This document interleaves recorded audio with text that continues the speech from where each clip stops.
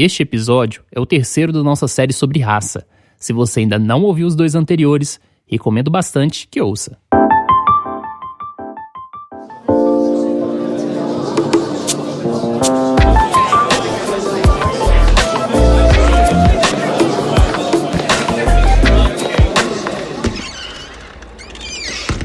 Introvertendo, um podcast onde autistas conversam.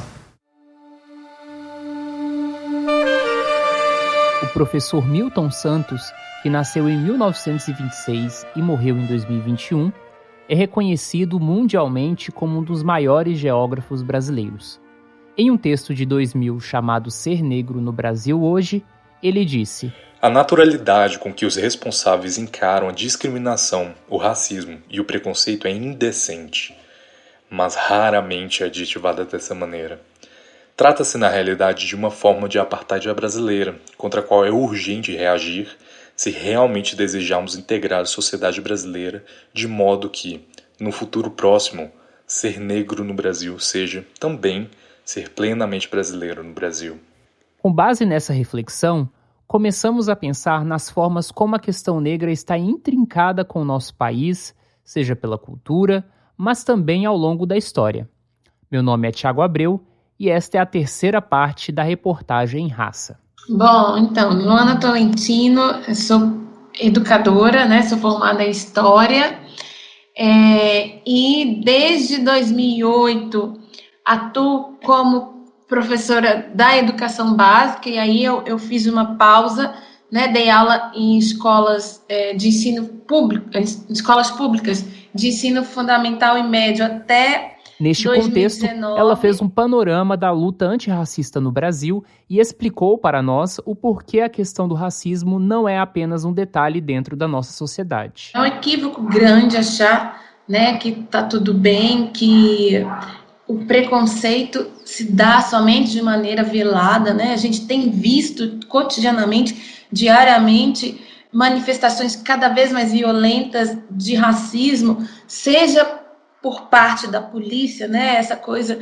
do genocídio da juventude negra. Então, nós estamos em um país que a cada 23 minutos um jovem negro é assassinado. E com essa coisa da internet, né, todo dia viraliza um vídeo de agressão, de agressão física, de agressão verbal, de perseguição em estabelecimentos comerciais, de ataques na internet. Então, eu entendo que nós estamos num período de arrefecimento da luta antirracista, né? As pessoas estão se sentindo cada vez mais autorizadas a serem racistas. Eu falo que os racistas deliberadamente saíram do armário, então não dá de forma alguma para a gente pensar que, como as pessoas falaram há muito tempo, né? Que racistas são os norte-americanos que implantaram o regime do apartheid, que racistas são os sul-africanos porque também viveram o regime do apartheid. Aqui é como se fosse um paraíso racial, quando na verdade não é.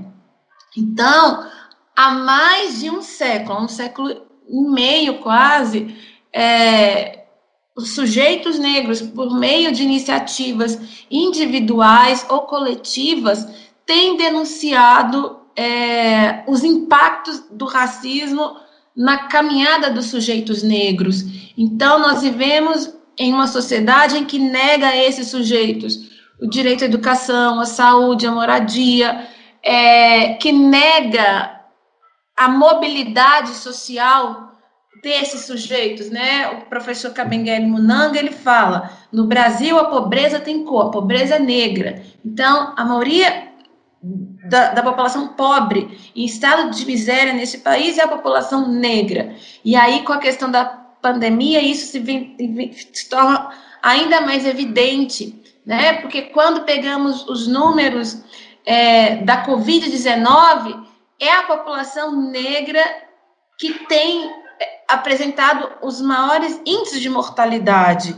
Então, não dá para achar, porque hoje, de fato, nós temos uma presença maior da população negra na universidade, temos uma presença maior da população negra nos espaços midiáticos, mas isso é resultado de uma luta histórica, mas isso não é o suficiente, ainda não foi o suficiente para mudar esse quadro de exclusão, de marginalização em que a população negra está imersa.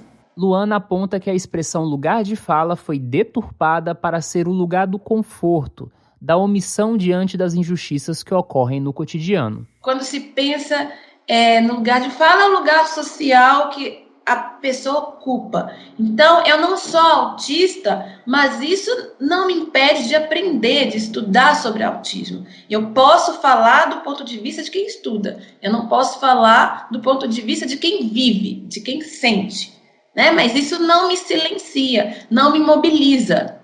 E a questão do racismo, da negritude, é a mesma coisa. Você, enquanto mulher branca, você jamais saberá o que eu, enquanto mulher negra, vivo e experimento cotidianamente, como você falou no início. Mas isso não impede você de se inserir nessa luta. Luana Tolentino afirma que as mulheres pretas acabam por ser atravessadas em várias questões, como gênero, raça e classe, já que a maioria dessas mulheres convivem com a pobreza. Nós, mulheres negras, nós somos atravessadas pela questão de gênero, né, o fato de sermos mulheres, de raça, a questão da cor da pele, então isso incide no racismo, e de classe, uma vez que a maioria das mulheres negras são pobres. Então, as mulheres negras são triplamente discriminadas, né?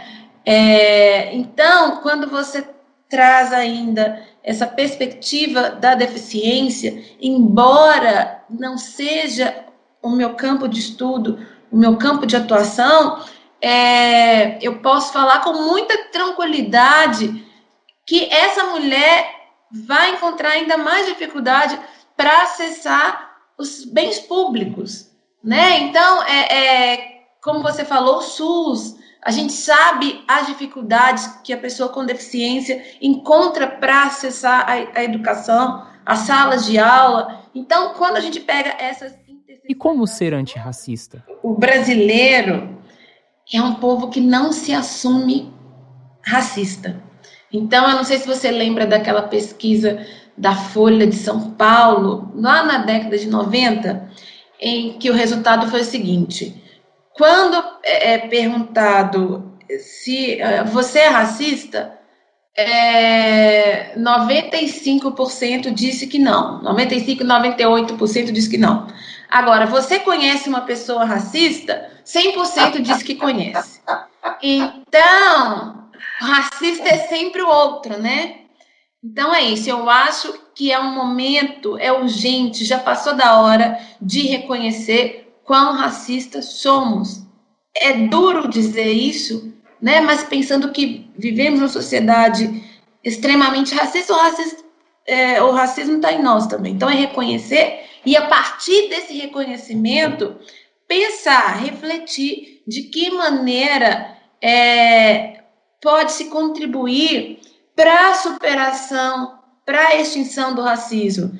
Então, pensando aí na empresa que você trabalha, na emissora que você trabalha, quantos negros, há negros nos cargos de chefia, né? Há quantos negros na linha de frente, que não seja nos espaços em que os negros geralmente estão, né? Que é nos serviços gerais, que é na portaria. Então, por que não? Eu tenho pensado muito nessa questão do âmbito privado. Por que não promover políticas de ação afirmativa para a contratação de pessoas negras, né? E quando eu falo isso, não quer dizer que amanhã na empresa todo mundo tem que ser negro, não é isso. Mas é promover a equidade, é dar oportunidades iguais. Amanhã é o Dia da Consciência Negra. Para fechar a reportagem com chave de ouro e para pensar as vidas negras, questionamos: qual a importância desta data? Como realmente falar sobre a identidade negra sem uma estigmatização? A resposta você ouvirá logo logo. no próximo episódio. E quando a gente olha para a nossa literatura acadêmica, o conhecimento ele tem sido feito majoritariamente por pessoas brancas.